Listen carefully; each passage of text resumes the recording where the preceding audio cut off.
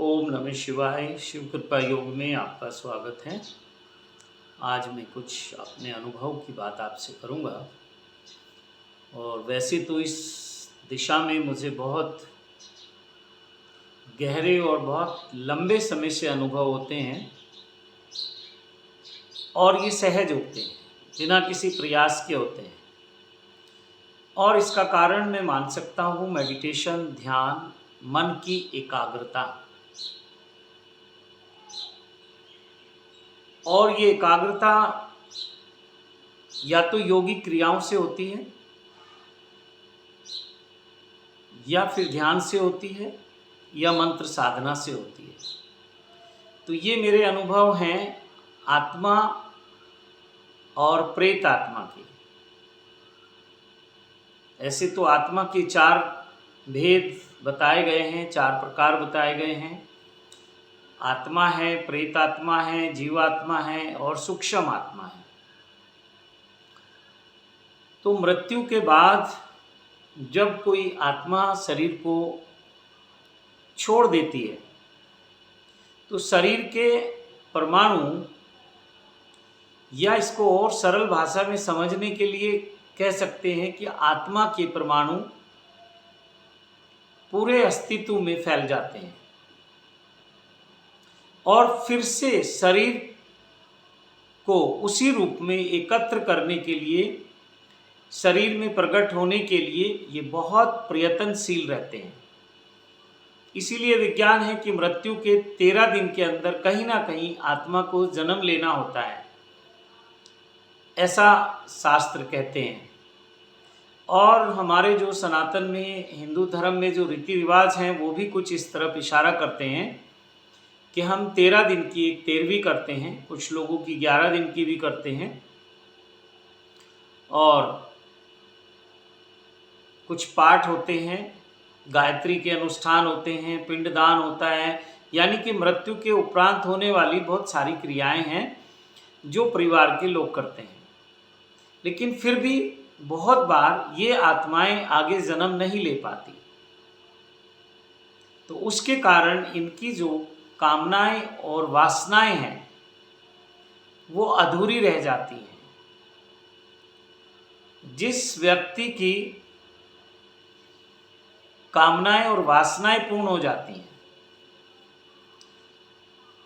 प्रेत आत्मा जो है वो भोग शरीर है। अब आप कहेंगे कि स्थूल शरीर में भोग होते हैं, नहीं, उसके भीतर जो है मन कार्य करता है। तो मन का कुछ सूक्ष्म जो हिस्सा है वो आत्मा के साथ ट्रैवल करता है, यात्रा करता है। एक शरीर को जब आत्मा छोड़ के जाती है तो मन का सूक्ष्म जो भाग है, सबकॉन्शियस माइंड जिसे कहते हैं, वो आत्मा के साथ साथ उस यात्रा पे निकलता है। तो जब मन में बहुत सारी कामनाएं होती हैं, वासनाएं होती हैं, इच्छाएं होती हैं और मन आत्मा के साथ है, तो वो आत्मा फिर रुक जाती है। और बहुत बार ये देखा गया है कि वो आत्मा अपने स्वभाव के, अपने गुणों के, या अपने जो उसके शौक हैं, या अपनी जो उसकी प्रवृत्ति हैं, या जैसा उसने जीवन जिया है, उस प्रकार के व्यक्तियों को वो आत्मा माध्यम बनाती है और उसके माध्यम से अपने भोग को भोगती है। तो बहुत लोग ऐसा चाहते हैं कि हमारा किसी आत्मा से संपर्क हो जाए, या हमारा अपने परिवार की आत्माओं से संपर्क हो जाए। तो इसमें सफलता उन्हीं लोगों को मिलती है जो इसकी तैयारी करते हैं या पहले से वो तैयार हैं। हाँ, ये अक्सर देखा गया है कि वो आत्माएं स्वप्न में आकर परिवार के लोगों को कुछ इशारे करती हैं, कुछ इंडिकेट करती हैं। बहुत बार तो ये देखा गया है कि वो स्पष्ट रूप से बात भी करती हैं, लेकिन वो स्वप्न के माध्यम से होता है और बिना आपकी तैयारी के होता है। तो वो आत्मा का अपना प्रयास होता है आपसे संपर्क करने का। लेकिन अगर इसी दिशा में आपका भी प्रयास हो और आपकी तैयारी हो, आप भी उस फ्रीक्वेंसी पे हों, तो ये संबंध बहुत आसानी से हो जाता है। हालांकि आसानी से ये भी मत सोचना कि इतना आसान है, लेकिन इतना मुश्किल भी नहीं है। तो उस भाव दशा में जाना होता है, मन को एकाग्र करना होता है, और मन एकाग्र होना मुश्किल है। मन में अनेक प्रकार के विचार चलते रहते हैं। जहाँ विचार शून्य हो जाता है मन, तो वहाँ ब्रह्मांड में उपस्थित जो पारलौकिक जगत की शक्तियाँ हैं, आत्माएं हैं, उनसे हमारा संपर्क होने लगता है। ध्यान की अवस्था में बहुत बार हमें भूत प्रेत या मृत आत्माओं के दर्शन होने लगते हैं, देव दर्शन होने लगते हैं। देव दर्शन भी वो देव आत्माएं हैं। ऐसा ना सोचें कि देवता या कोई ऋषि या कोई संत वो कुछ अलग है, वो सब आत्माएं हैं, शरीर उनका समाप्त है, तो वो आपके दर्शन में आने लगते हैं। लेकिन जब आप उस फ्रीक्वेंसी पे होते हैं, यानी कि विचार शून्य हो जाते हैं, और ये विचार शून्य होना आपके लिए या तो कुछ योगिक क्रियाओं के द्वारा हो सकता है, या फिर कुछ मानसिक क्रियाएं होती हैं, जैसे मंत्र जाप होता है, उसमें मंत्र जाप मानसिक क्रियाओं में आता है।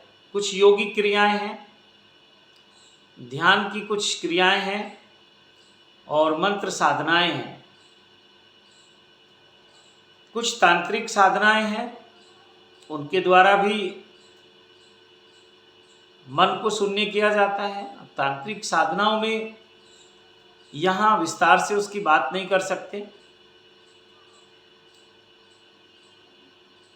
और जो लोग ऐसा चाहते हैं, बहुत लोगों के घरों में मृत्यु होती है, ऐसा कोई घर नहीं जिसमें मृत्यु नहीं होती, लेकिन कुछ समय, मृत्यु के कुछ समय बाद हम भूल जाते हैं।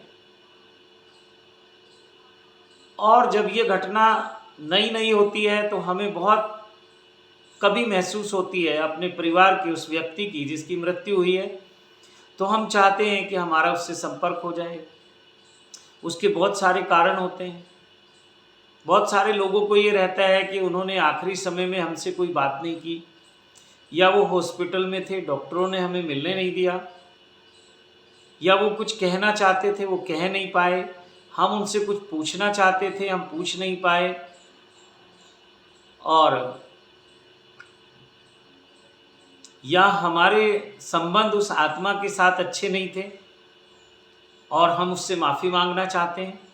तो इस तरह की बहुत सारी बातें होती हैं। बहुत सारे लोग फ़ोन करते हैं, बहुत सारे लोग अपनी जिज्ञासा करते हैं, लेकिन 99% लोग या तो साधना की बात सुन के पीछे हट जाते हैं, या फिर इसमें जो खर्च होने वाला है, जो उसकी सेवा है, डोनेशन है, दक्षिणा है, उसको सुन के पीछे हट जाते हैं। और कुछ लोग वो डोनेशन, दक्षिणा, सेवा भी दे देते हैं, लेकिन वो साधना नहीं करते। तो इसको थोड़ा विस्तार से समझें। जब कोई आत्मा शरीर से निकल जाती है, मृत्यु हो जाती है शरीर की, आत्मा की मृत्यु नहीं होती, लेकिन व्यक्ति की मृत्यु हो गई, इसलिए हम उसे मृत आत्मा बोलते हैं। जबकि आत्मा मृत नहीं है, आत्मा अपना कार्य कर रही है। अब वो स्वच्छंद रूप से कार्य कर रही है। जब वो शरीर में थी तो उसका एक दायरा था, उसकी एक बाउंडेशन थी कि शरीर के अंदर रह के उसको कार्य करना है। लेकिन उसमें भी देखा जाए तो 99.9% लोगों की आत्मा सुप्त होती है, जागृत नहीं होती। तो उनको पता ही नहीं होता है कि आत्मा क्या है। हाँ, इतना पता होता है कि जब किसी की मृत्यु हो जाती है तो शरीर में से कुछ निकल जाता है, कुछ घटना घटती है। वो घटना क्या है? एक बहुत नीरव सा स्फोट होता है, विस्फोट होता है, नीरव विस्फोट होता है। और वो जो व्यक्ति है जो मृत्यु के अब सैया पे है, उसको वो पता चलता है आखिरी क्षणों में कि वो विस्फोट कब होने वाला है, या बस, लेकिन उसकी घोषणा नहीं कर पाता, वो बता नहीं पाता। उसके जो लक्षण होते हैं फिर वो परिवार के लोगों को दिखते हैं, और वो व्यक्ति का शरीर जो है बिल्कुल अचेत अवस्था में हो जाता है। आपको उसमें चेतना नहीं होती। आत्मा नहीं होती तो उसको हम मृत मान लेते हैं, लेकिन आत्मा तो मृत नहीं होती। वासनाओं के कारण, अपने इच्छाओं के कारण, भोग की इच्छाओं के कारण वो प्रेत योनि में चली जाती है, प्रेत लोक में चली जाती है। यानी कि आत्मा प्रेत रूप में विद्यमान रहती है। और जो आत्मा शरीर धारण कर लेती है तो वो फिर प्रेत लोक में नहीं जाती, लेकिन ऐसी मान्यता है कि 13 दिन तक आत्मा जो है प्रेत लोक में ही रहती है।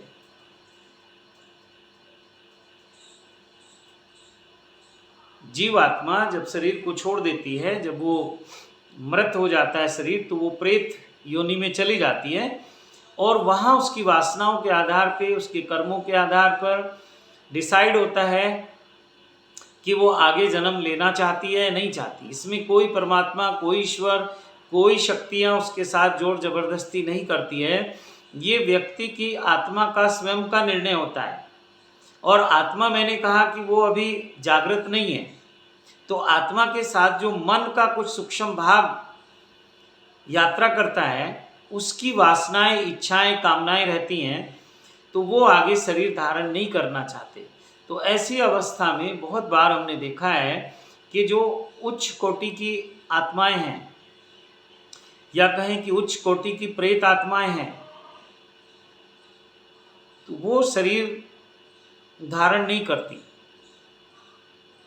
उनके भी कुछ प्रयोजन हैं, उनकी भी कुछ कामनाएं हैं, कुछ वासनाएं हैं। वासनाओं से मतलब ये नहीं है कि केवल आप सोचें कि शारीरिक सुख, शारीरिक भोग की इच्छाएं हैं। नहीं, कुछ उनकी भी अपनी इच्छाएं, वासनाएं, कामनाएं होती हैं, जिसको पूरा करने के लिए वो रुक जाती हैं। और किसी परिवार के व्यक्ति को, या किसी समाज के व्यक्ति को, या किसी अनजाने व्यक्ति को जो उसी तरह से, उसी माइंड मैच का है, उसी तरह के विचार और वही सब वो व्यक्ति भी करना चाहता है जो वो आत्मा चाहती थी, तो वो उसके माध्यम से फिर अपनी कामनाएं, इच्छाएं, वासनाएं पूरी करती हैं। बहुत बार देखा गया है कि बड़े बड़े लोग जो इस दुनिया में बहुत बड़ा एक नाम करके जाते हैं, कुछ ऐसे कार्य करके जाते हैं, तो उनके पीछे कोई, जिसको हम बोलते हैं कि देव शक्ति है। तो देव शक्ति का मतलब भी देव आत्मा, देव आत्मा का मतलब आत्मा है, प्रेतात्मा कहें, आत्मा कहें। ये तो हमने फिर समझाने के लिए शब्दों का चयन किया है, नहीं तो आत्मा ही है। और जो महान लोग होते हैं, महान कार्य करते हैं, उन्हीं को हम फिर परम आत्मा मान लेते हैं, परमात्मा मान लेते हैं, परमात्मा तुल्य मान लेते हैं, भगवान मान लेते हैं, ईश्वर तुल्य मान लेते हैं। लेकिन उसके पीछे भी उनके देव शक्तियों का आशीर्वाद रहता है, उनकी कृपा रहती है। और ये हम सब चाहते हैं कि जो इस ब्रह्मांड की देव शक्तियाँ हैं, या उसको साधारण भाषा में कहें कि जो देव आत्माएं हैं, जो अच्छी आत्माएं हैं, वो हमें आशीर्वाद करें, हमारी सफलता में वो अपनी कृपा हमारे ऊपर बनाए रखें। इसी तरह तो ये जो देव आत्माएं हैं, या कहें उच्च कोटि की आत्माएं हैं, इनसे संपर्क के लिए हमें एकाग्र होना होता है। एकाग्र होने का तरीका मैंने बता ही दिया है आपको कि वो मेडिटेशन है, ध्यान है। और ध्यान सीधे सीधे होता नहीं है, बहुत लंबे प्रयास के बाद भी फिर जब सफलता नहीं मिलती, लोग छोड़ देते हैं। तो मेरे अपने जीवन के तो ऐसे अनुभव हैं कि जब मैं ध्यान करने बैठता था तो कुछ आत्माएं वहाँ प्रकट होने लगती थी। वो देव आत्माएं भी थी और प्रेत आत्माएं भी थी, और उच्च कोटि की और निम्न कोटि की दोनों तरह की आत्माओं का एक बहुत लंबा अनुभव मेरे पास है। एक समय, वैसे ये आज भी संभव है, लेकिन मैं अब उस चक्कर में ज़्यादा पड़ता नहीं हूँ। शुरू में मुझे भी अच्छा लगता था कि मैं किसी भी स्थान पे जाता था या किसी के घर में मेहमान होता था, तो वहाँ पे जो आत्माएं होती थी, सुप्त आत्माएं तो सब जगह हैं,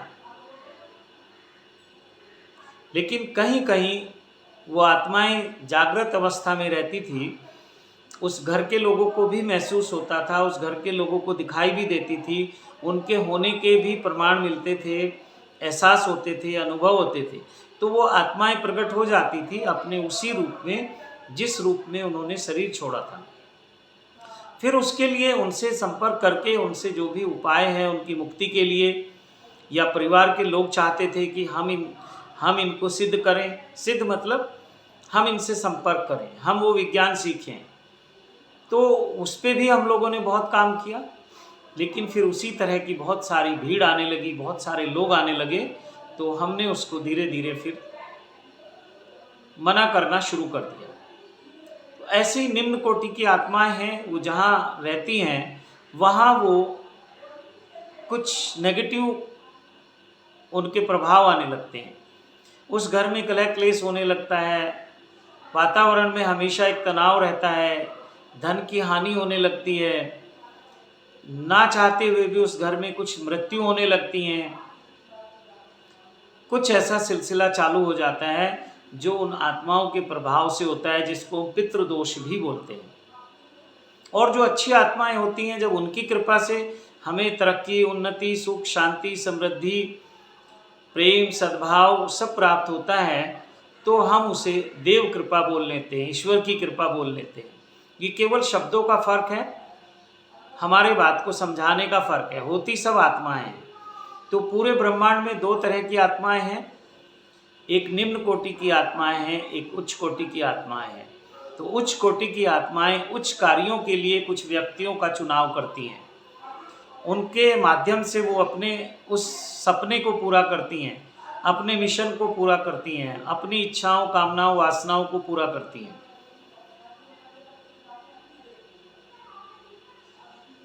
अब इच्छाएं, वासनाएं, कामनाएं आप कहेंगे कि उनकी कैसी हो सकती हैं? जैसे मान लिया कोई व्यक्ति है, उसकी इच्छा है बहुत पैसा कमाने की, तो वो आत्मा वैसे ही व्यक्तियों को पकड़ लेती है जो बहुत पैसा कमाना चाहते हैं, उनका मार्गदर्शन करती है, उनको सपोर्ट करती है, और वो बहुत पैसा कमाने की दिशा में व्यक्ति आगे बढ़ने लगता है।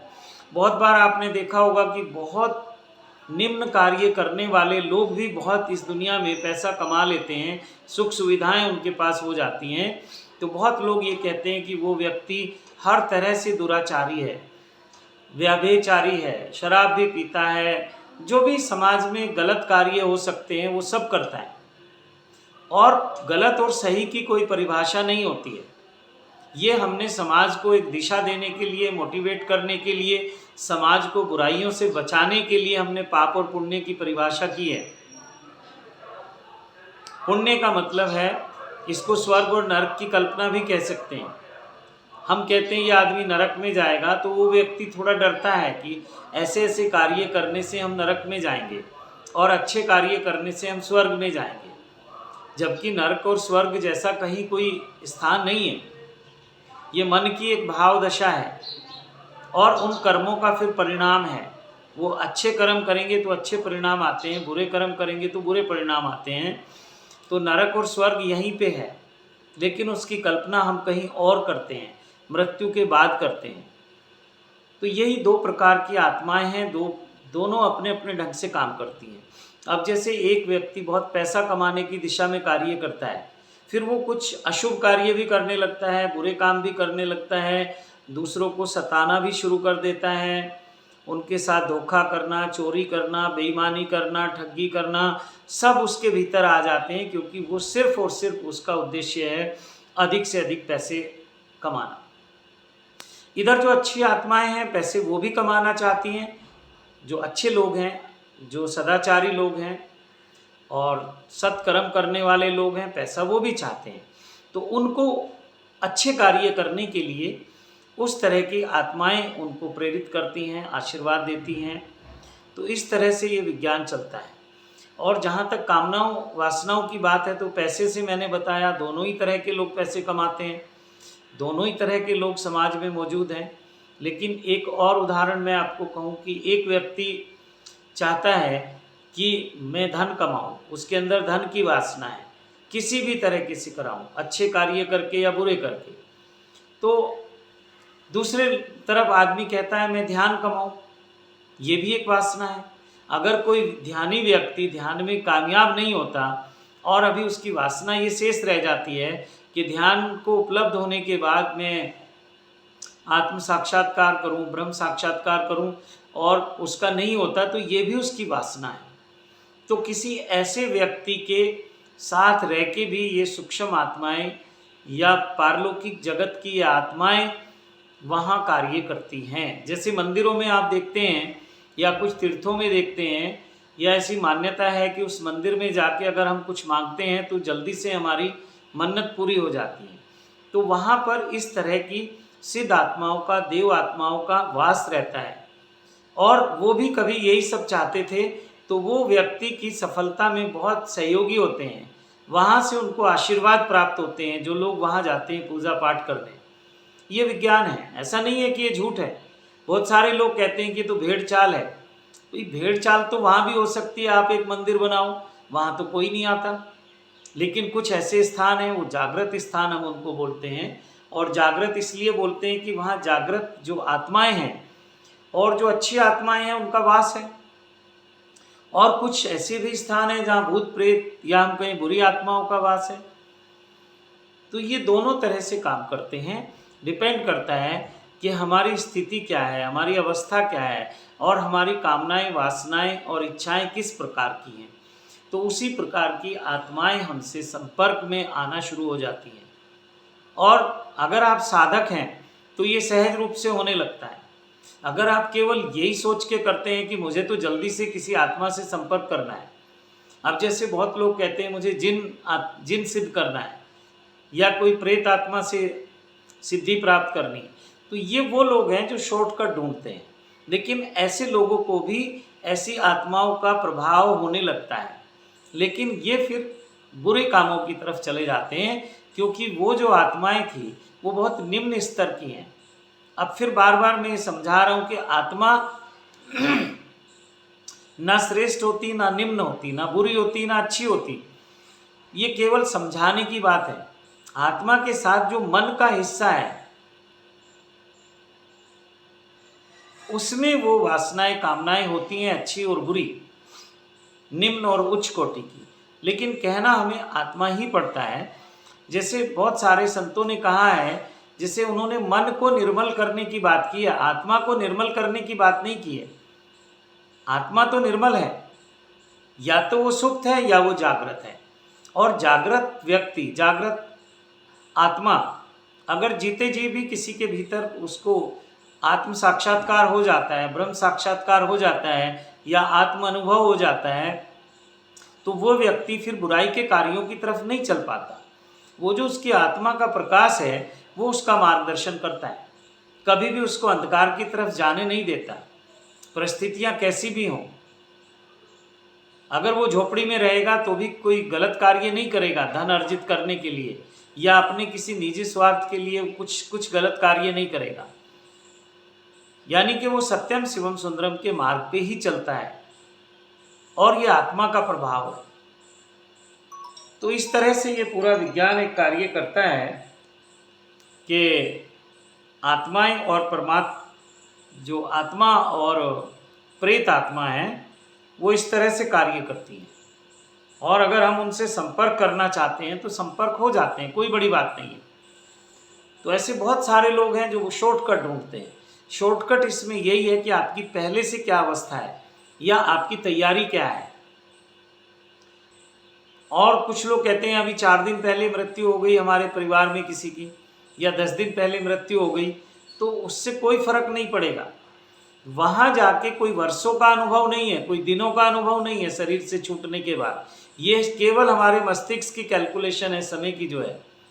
वो तो बहुत लंबे समय तक भी कोई आत्मा इस ब्रह्मांड में रुक सकती है और आपके संपर्क में आ सकती है। और ज़रूरी नहीं है कि आपको जो पर्टिकुलर कोई एक आत्मा है उसी से संपर्क होना है। अगर उसको कहीं जन्म भी हो गया और आपकी इच्छा है कि हमें मार्गदर्शन मिले, हमें आशीर्वाद मिले, तो इस तरह की बहुत सारी आत्माएं विद्यमान हैं जो आपको आशीर्वाद करती हैं बिना किसी भेदभाव के। शरीर में रहते रहते बहुत सारे भेदभाव हैं, लेकिन शरीर छूटने के बाद आत्माओं में कोई भेदभाव नहीं होता। हाँ, मन की जो वासनाएं हैं उसमें कुछ भेदभाव रहता है, उसको अपने पराये का कुछ बोध रहता है, लेकिन फिर वो अपने पराये में भी इस तरह के मोह में नहीं रहती है कि वो अगर परिवार के लोग भी कुछ गलत करेंगे तो उस आत्मा के प्रभाव से उस परिवार को भी दंड मिलेगा। जैसे बहुत परिवारों में, जिसको हम पितृदोष बोलते हैं, ये पितृदोष बहुत सिंपल एक शब्द है और सब लोग इसको समझते हैं। तो पितृदोष के समय उस परिवार में हानियां होने लगती हैं, मृत्यु होने लगती हैं, नुकसान होने लगते हैं, धन की हानि होने लगती है, कलह क्लेश होने लगते हैं, व्यक्ति कुछ गलत मार्ग की तरफ अग्रसर होने लगता है।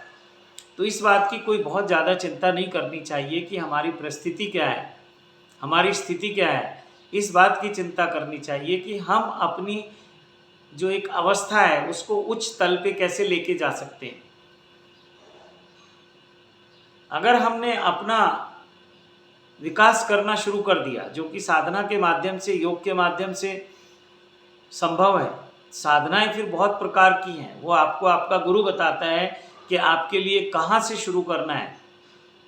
जैसे मुझसे अगर आप पूछेंगे तो मैं तो मंत्र साधना से शुरू कराता हूँ, और मंत्र साधना में भी सिद्ध मंत्रों की साधना से शुरू कराता हूँ। उनके रिजल्ट फिर बहुत जल्दी आते हैं। और सबसे पहले मेरा प्रयास होता है कि आपका मन शुद्ध हो जाए, आप सत्यम शिवम सुंदरम का जो मार्ग है उसके पथिक हो जाएं। मैं हमेशा अपने साधकों से कहता हूँ कि आप अपने दुश्मन का भी बुरा मत चाहो, नहीं तो वो होने लगेगा, और जब दुश्मन का बुरा होगा तो कहीं ना कहीं आपका भी पतन होगा। तो ये विज्ञान बहुत अद्भुत विज्ञान है और बहुत ही सरल है, सहज है, ना इसमें डरने की ज़रूरत, ना घबराने की ज़रूरत। देखा जाए तो जीते जी, यानी कि जीवित अवस्था में भी आत्मा का ही सारा खेल है, और मृत्यु के बाद भी आत्मा का ही सारा खेल है। अब उसको जीव आत्मा कहें, मृत आत्मा कहें, सूक्ष्म आत्मा कहें, या प्रेत आत्मा कहें, देव आत्मा कहें, सिद्ध आत्मा कहें। अब जैसे आजकल चलता है महाअवतार बाबा जी, नीम करोली बाबा, या और बहुत सारे बाबा हैं जो अब शरीर में नहीं है। बहुत सारे बाबाओं की समाधि बनी हुई हैं, बहुत सारे पीर पैगंबरों की समाधियां बनी हुई हैं, साईं बाबा की समाधि बनी हुई है। तो अब साईं बाबा किस रूप में है? आत्मा के रूप में ही है। ऐसा नहीं सोचे कि साईं बाबा कोई जैसे मनुष्य रूप में थे तो उसी रूप में वो विद्यमान है, नहीं, वो आत्मलोक में है। तो सब आत्माओं का ही खेल है, लेकिन हम क्या है, भूत प्रेत को ही आत्मा समझते हैं, देव शक्तियों को आत्माएं नहीं समझते। उनके लिए हमने नाम रख दिया देव शक्तियाँ, देवता। पितरों को भी बहुत जगह देवता कहा जाता है कि वो देव योनि में चले गए। वहाँ परिवार के लोग उनके लिए स्थान भी बनाते हैं, छोटे छोटे मंदिर से बना देते हैं ऐसे करके। कुछ लोग अपने खेतों में बना लेते हैं, कुछ लोग अपने घरों में बना लेते हैं, कुछ लोग देव स्थान जहाँ गांव के मंदिर वगैरह होते हैं वहाँ बना देते हैं। शहरों में ये विज्ञान कम है, लेकिन जो लोग गांव से जुड़े हुए लोग हैं, सीधे सरल लोग हैं, वो अभी बनाते हैं पितरों का स्थान। तो पितृ भी तो आत्माएं हैं। तो कुल मिला के बात यह है कि जो मृत आत्माएं और प्रेत आत्माएं, उनसे संपर्क हो सकता है, देव आत्माओं से संपर्क हो सकता है, सिद्ध आत्माओं से संपर्क हो सकता है, लेकिन उसके लिए शर्त क्या है? आपका मन निर्मल हो जाए, आपका मन एकाग्र हो जाए, आपका जो मन है वो शून्य अवस्था में आ जाए। जैसे ही आप शून्य अवस्था में आएंगे तो वो आत्मा प्रकट हो जाएगी, आपके भीतर हो जाएगी। आप महसूस करेंगे कि इस समय मेरे भीतर किसी का आगमन हो गया। जैसे हम कहते हैं उसको सवारी आती है, उसको काली माँ आती है, उसको कोई देवी देवता आते हैं, उसको कोई भी सिद्ध साधु संत आते हैं उसके ऊपर, और फिर वो लोगों के लिए कुछ बताने लगते हैं। तो इस तरह से बहुत बड़ा एक विज्ञान चलता है। और भूत प्रेतों से तो आप परेशान हैं, तो बहुत सारे ऐसे स्थान हैं कि हम उन भूत प्रेतों से मुक्ति के लिए वहाँ जाते हैं, मुक्ति के लिए उपाय करते हैं। और बहुत सारे ऐसे स्थान हैं कि हम उनकी कृपा के लिए उनकी प्रार्थना, पूजा पाठ जो भी है वो सब करते हैं। तो ये बहुत अद्भुत विज्ञान है, और ये अगर आप साधक हैं, साधना करते हैं, तो सहज रूप से फलित होने लगता है। तो इसी के साथ वाणी को विराम देता हूँ। आप सबको कोटि कोटि प्रणाम करता हूँ। और जो साधना के इस मार्ग पे, सत्यम शिवम सुंदरम के मार्ग पे चलना चाहते हैं, शिव कृपा योग उनका आह्वान करता है, उनको इनवाइट करता है। ओम नमः शिवाय, ओम नमः शिवाय, ओम नमः शिवाय।